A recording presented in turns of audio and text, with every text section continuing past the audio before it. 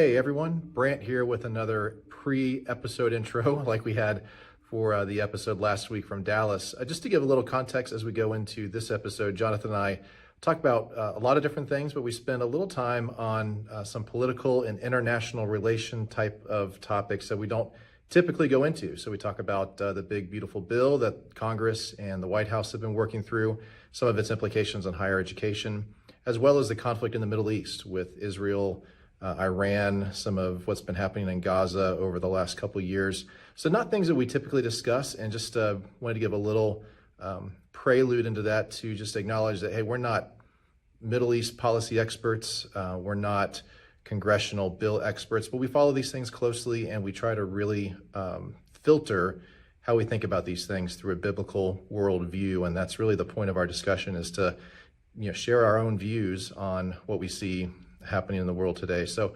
hopefully it's helpful. Hopefully it helps you think through some of these topics from a biblical perspective, and just gives you some different ways to process and think about it. So enjoy the episode, and thanks for listening. Welcome back to SBU campus for the Unapologetic podcast. I'm Brandt Merritt. I'm Jonathon Woodyard. And this is our first post-Dallas Southern Baptist Convention episode after our panel discussion in SBC. That was fun. You got to be front and center for that one. So welcome back. Yeah, it was good. It was a long week.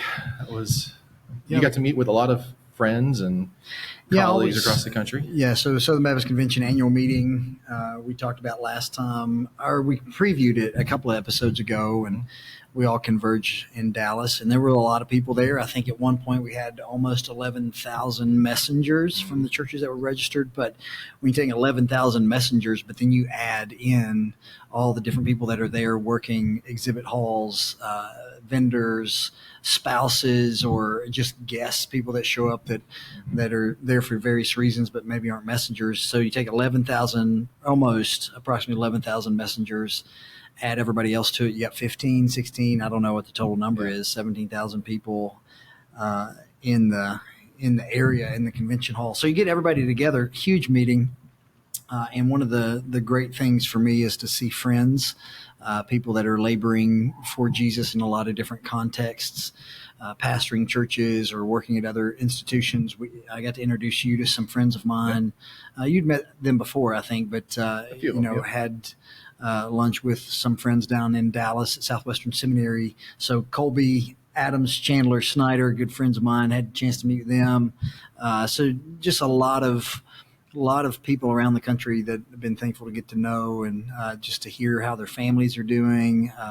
People that you keep up with online. I mean, if social media it's bad in a lot of ways for a lot of reasons, but the good thing is you can keep up with family and friends around the world and see what they're doing and things they're struggling with. I mean, I've got friends whose spouses are battling cancer, or they've had to change jobs, or churches are hard situations or whatever. But then you also get to see the joy, the different things their kids are going through. Their kids are growing up, and the exciting things they're doing in their churches or businesses.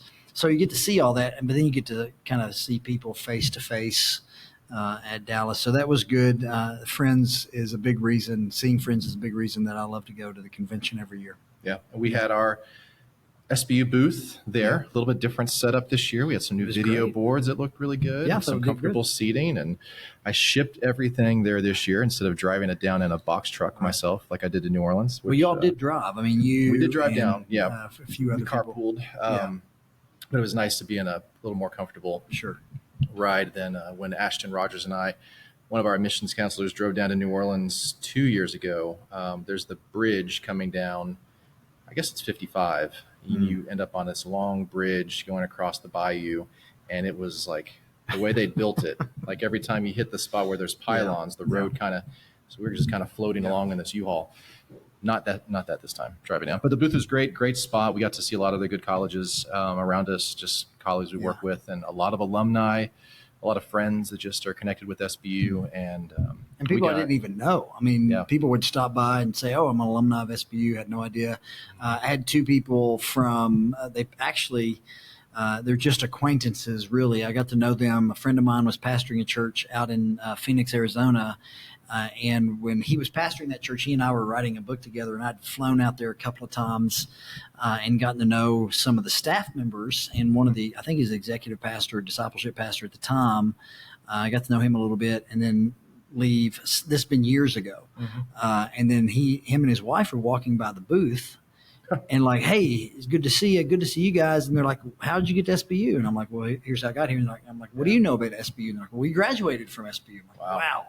So it's just really, really neat to meet so many people that had gone to SBU in the past and to be able to connect with them, which, Dr. Melson's fond of saying the sun never sets on a Bearcat. And he got that from somebody else, but it's true. I mean, just to hear of all the people that SBU has impacted. And one of the reasons, we're excited about the opportunities we have here today is just to continue to impact people like that for the future.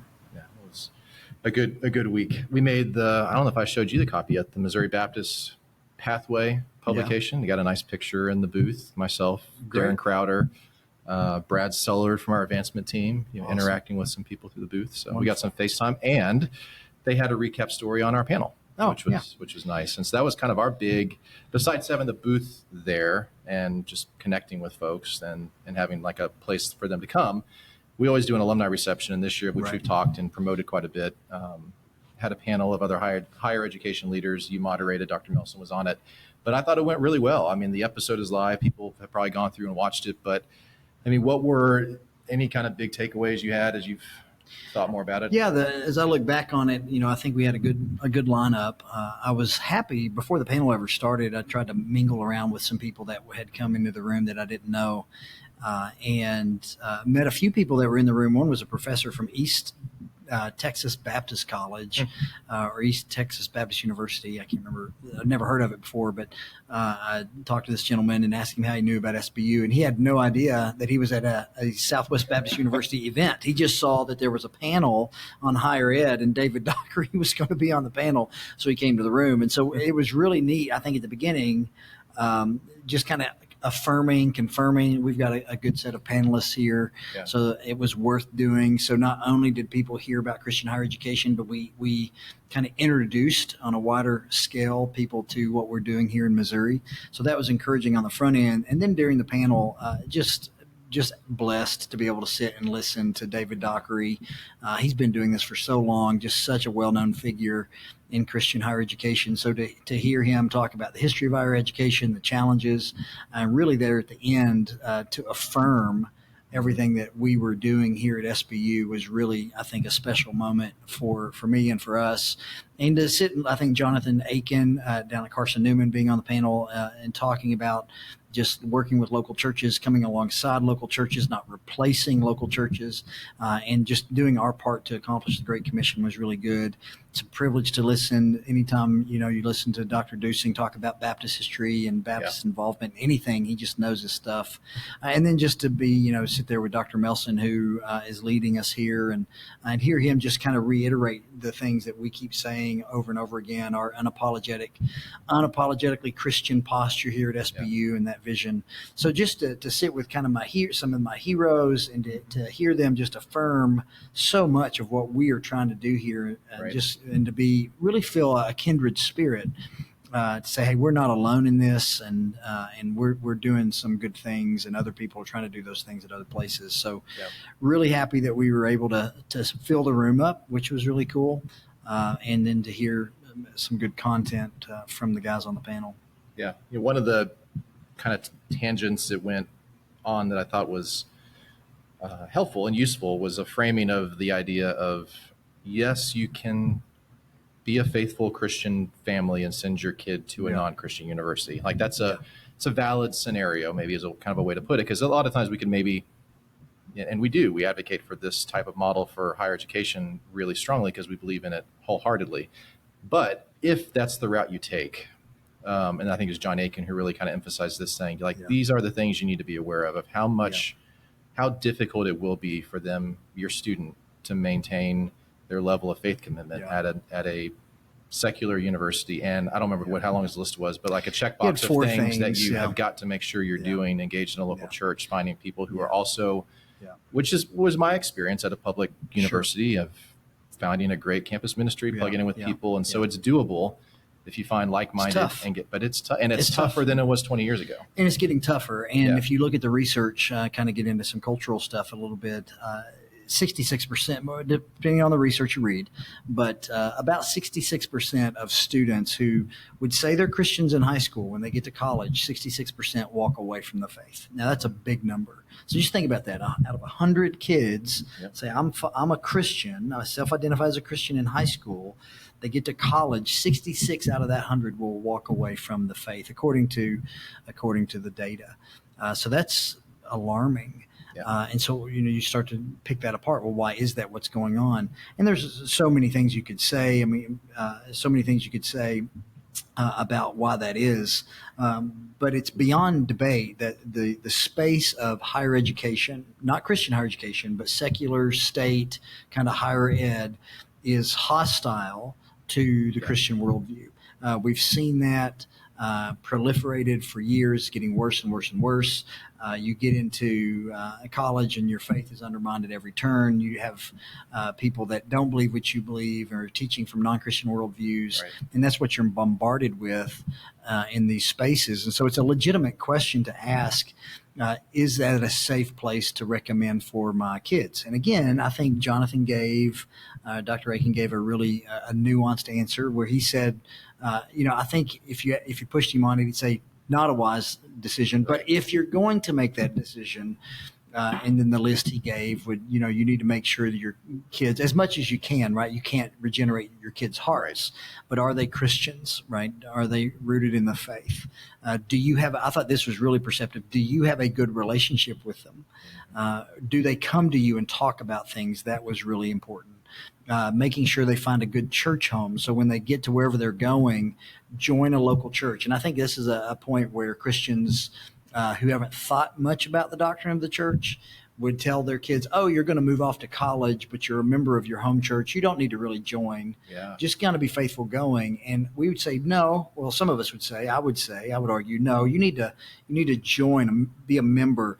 Put yourself under the ecclesiastical authority of a body that can come around you, that sees you day to day, knows when you're at church and when you're not, that sort of stuff. So you need to join a local church when you go off to college. It's not like breaking up with your girlfriend or leaving your mom and dad and running away, right? This is the covenant community you need to be a part of. So join a local church. And then the last one was on-campus ministries, who you're hanging out with, your friend group. Yes, be friends of sinners, right? Jesus was a friend of sinners. But those who are influencing you, you have the closest relationship with, the people that are coming alongside of you to give you advice and wisdom, speak into your life, those people should be those they who should have be the going Spirit. to church. They should be reading that's right. the Bible like you. And right. But it's certainly not something I would recommend going to.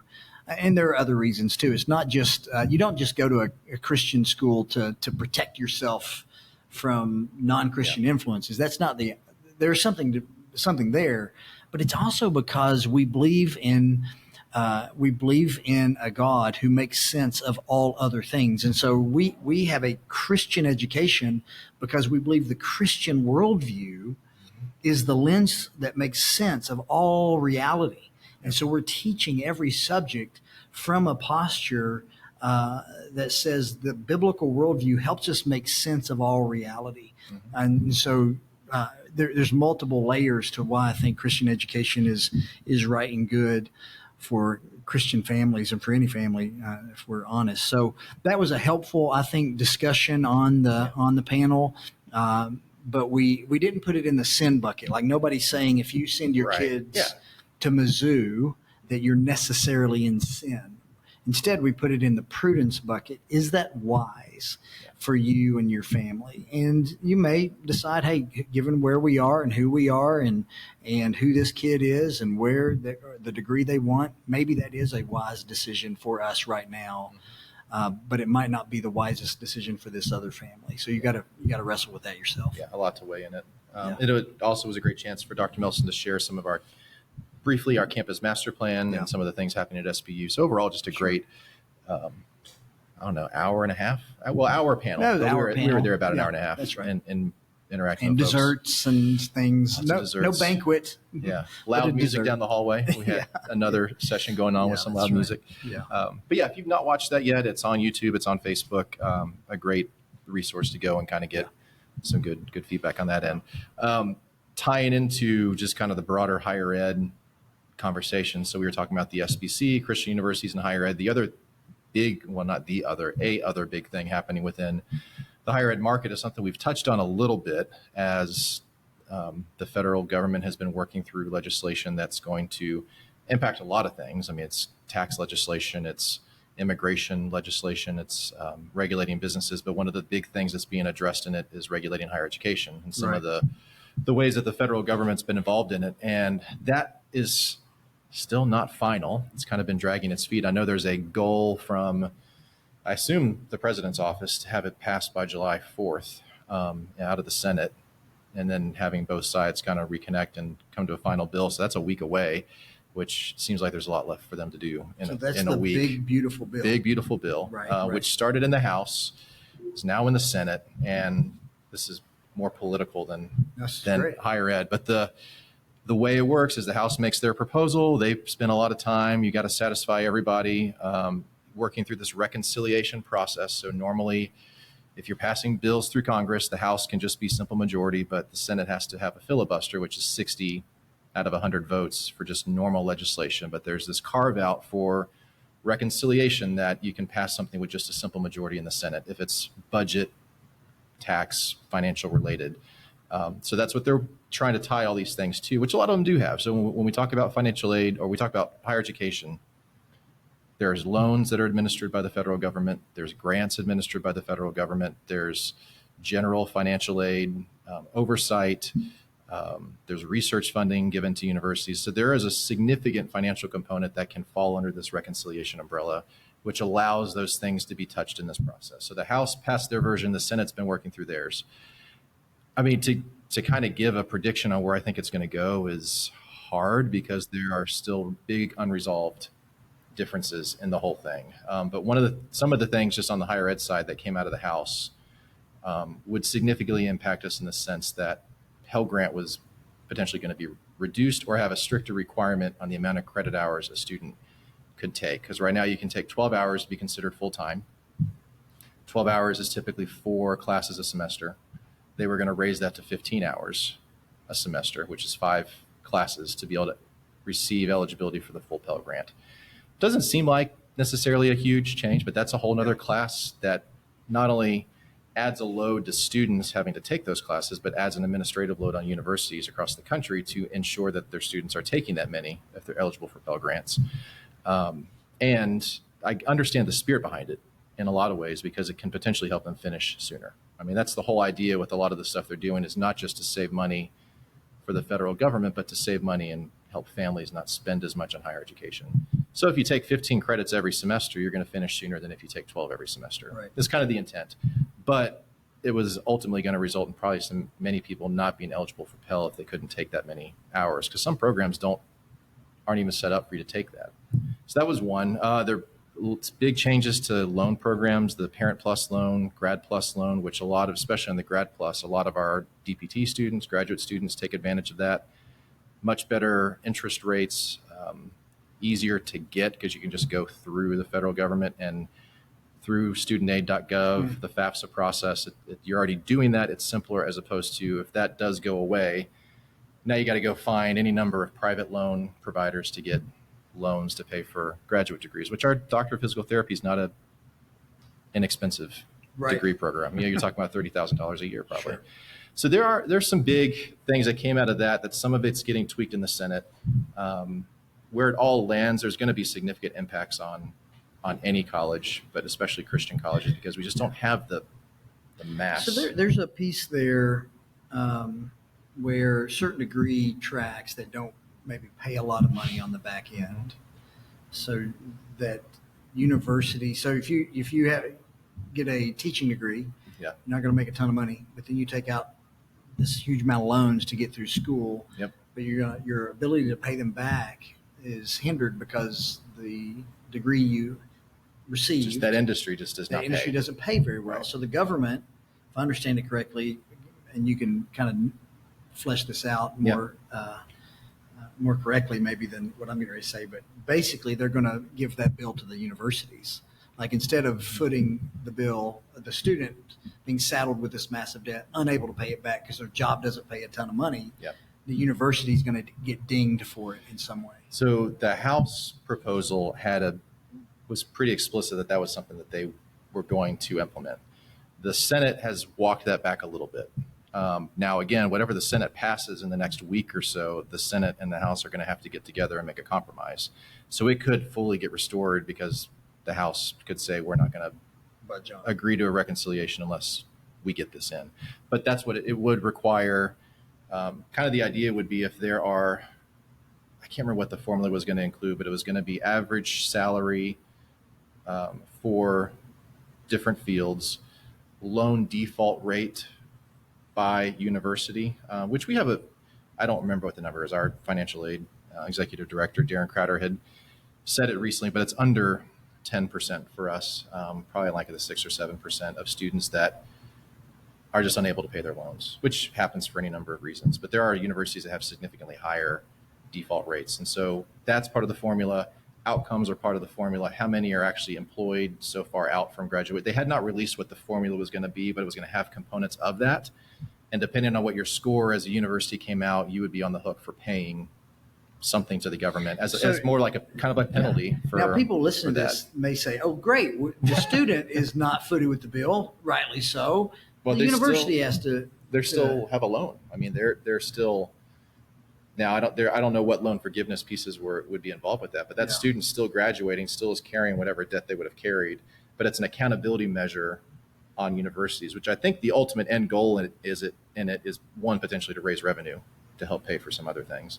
But then two, that does put some responsibility on colleges to keep costs as minimal as possible, especially in some of these fields that aren't going to pay as well. So that maybe you don't have a default rate. So maybe universities could look at something like, if you're this degree track, the outcome is you get a job that pays this amount. Mm-hmm. So maybe we're not going to charge the same amount here versus this degree track pays a lot more, but then the specialization of training and different things maybe costs you a bit more. So maybe you're starting to see that. There are some places that, like engineering, for instance, or a lot of medical fields, where they'll put fees, like significant program fee and course fee surcharges based on those courses. Program fee for that degree track versus this other which one we do a little bit of, especially some of our nursing courses, because there's lab components and clinical placement and additional costs that come with those programs that we do have to pass some of that on. But it would amplify that significantly. Fascinating. I mean, this is the type of thing. If you think university officials are sitting around enjoying the summer, sometimes that's the case. Everybody needs a break, but these are the types of things I'm sitting in meetings listening to you guys hash out, and I'm thankful that I've got colleagues that think carefully about this sort of thing, and they're complex. And the goal in all of it is we want to provide an affordable and quality educational experience, and at the same time we have to cover our costs. One of them we were talking about yesterday, potential implication is you have a lot of these states, Missouri being one of them, that offer a free tuition program for a community college. That's A+. In Missouri it's A+, but a lot of states it's something similar.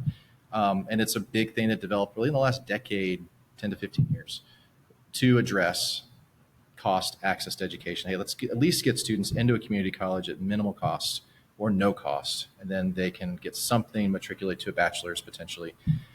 The way most of those are structured is there's still costs that have to be covered for that institution to teach. So that's right. It's not in our context, Ozarks Technical College in Springfield saying we are now offering our programs for free.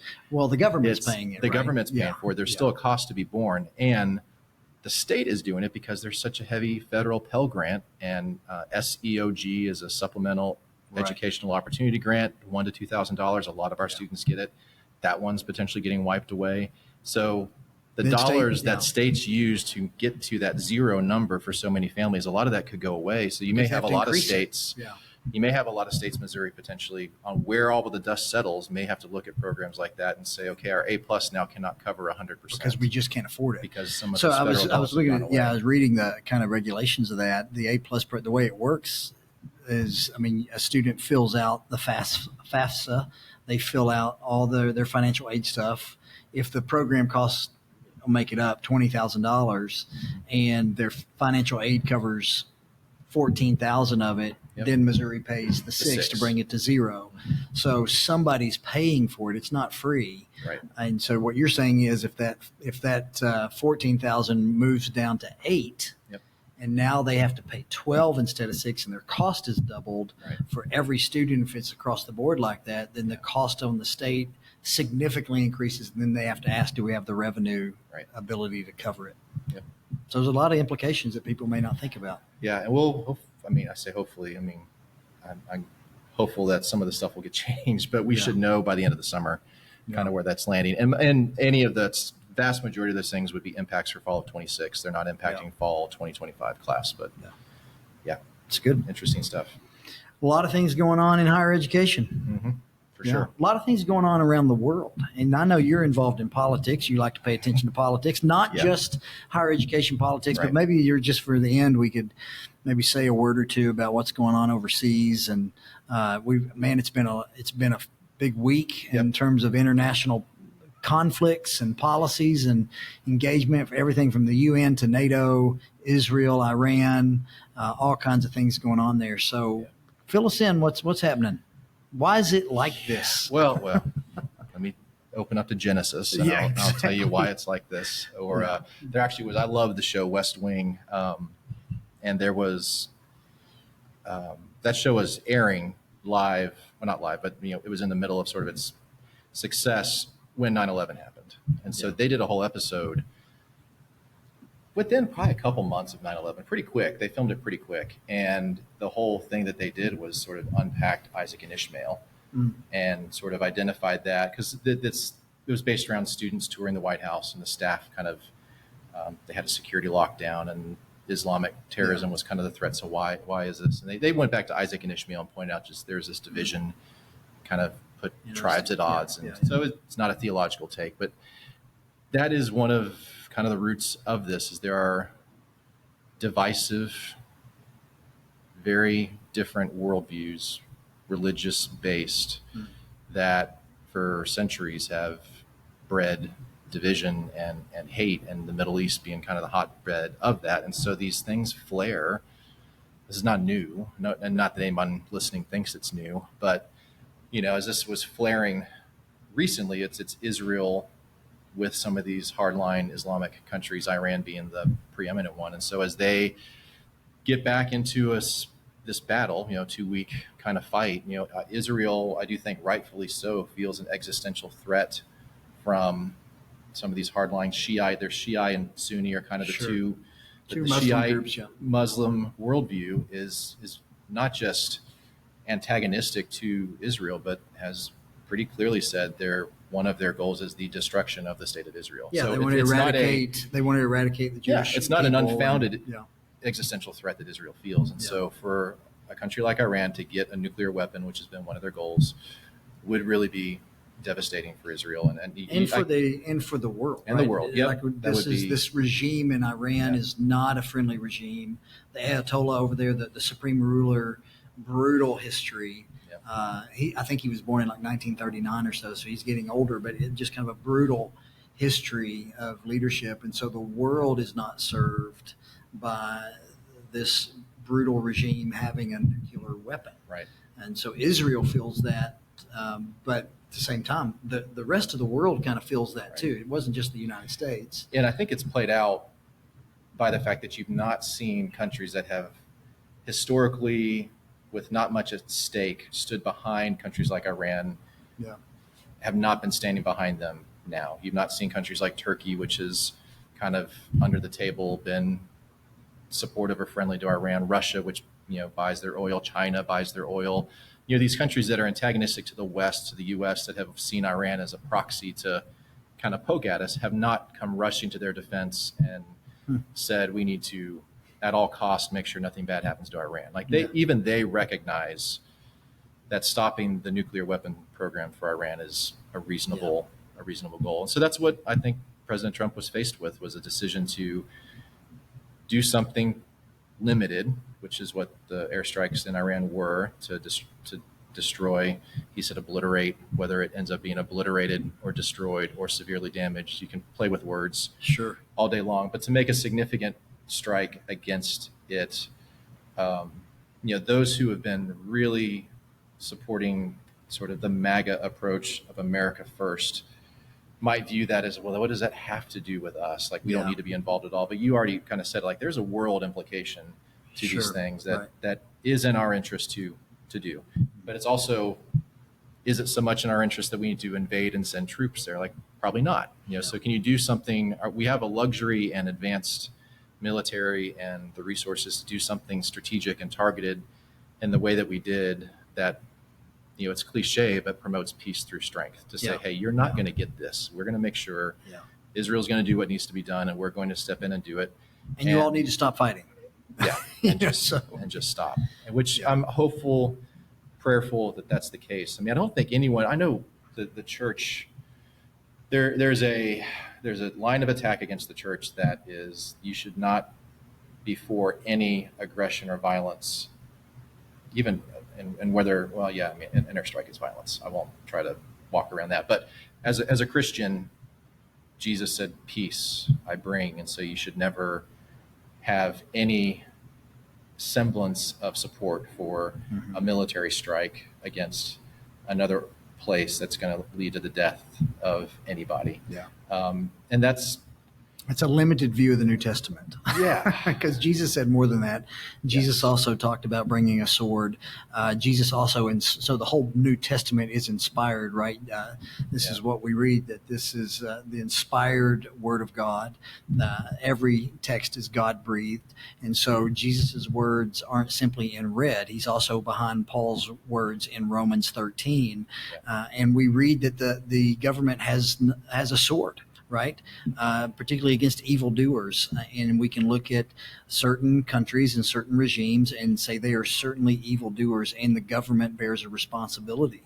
And so Christians should want the government to exercise justice and righteousness and to bear the sword in appropriate ways. So when people do that, when they quote Jesus, blessed are the peacemakers, that's right. But that's not the only thing Jesus said. It's not the only thing Jesus inspired to be said in our Bibles. We need a whole Bible theology. Jesus himself will return to judge the living and the dead. And so I don't think that people, what they're doing is, in my mind, betraying a little bit of a lack of whole Bible theology.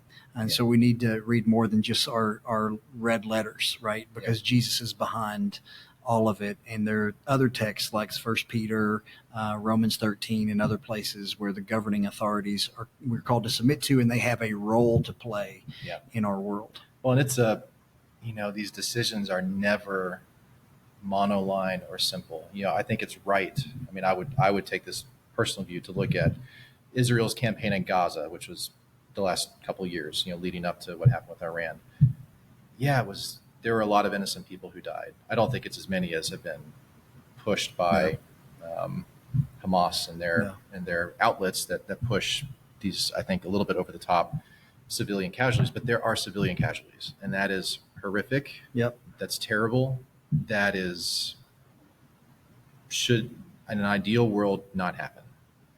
That's a tragedy that I would mourn, and I would pray for it to stop and not happen. Flip side, the reality is, if Israel doesn't take actions along those lines, there will be civilians, children, women, and Israel more casualties, who die, or a full-blown war that pulls even more people in. So how you make these decisions to say, I'm never going to jump into any kind of conflict. I don't want a country to jump into any kind of conflict. Like, there's consequences of that there will still be death and suffering, and they're not easy decisions. And I think that there can certainly be sinful actions and unintended consequences and tragedy that comes from it. And it's a fallen world, and it's not a cop-out. It really isn't. Like, we should work and strive for the peace, but sometimes that is just going to look. Yeah, we certainly want to pray for peace in the Middle East. We want to support our allies. We support Israel. I wouldn't be of the persuasion that we support Israel out of some theological, like they're the obligation that Israel's the the people of God in total, right? Of course, their ethnic Israel was God's chosen people in the Old Testament, the Old Covenant, but then they reject the Messiah, right? Jesus comes to his own in John 1, and his own did not receive him. And then today, I think Israel, the true Israel of God are those who are connected to Christ. I mean, even in Romans 2, Paul says, "Not being a Jew is not merely outward; it's inward." So Romans 2:29, and you have who are the sons of Abraham, right? So Galatians 3, it's those who are of faith in Jesus Christ. So I would say the Israel of God today are those who are united to the true Israelite, who is Jesus Christ. And so I don't look and say, "Oh, Israel of the Old Testament is synonymous with Benjamin Netanyahu." Yes. Right. Right. Yeah. Right. What I can say is that the Jews, the ethnic Jews, had tons of benefits. To them belonged the covenants. To them belonged the adoption. It's Romans 9, right? There's certainly benefits there. So we wanted to acknowledge that. But today I support them and their right to exist in peace because they're created in the image of God. They are fellow human beings. And so I want to acknowledge all the theological realities about the Jewish people and their history in terms of the Old Covenant, but also want to acknowledge that today that Jewishness extends beyond mere ethnicity, and it goes to those who have faith in Jesus.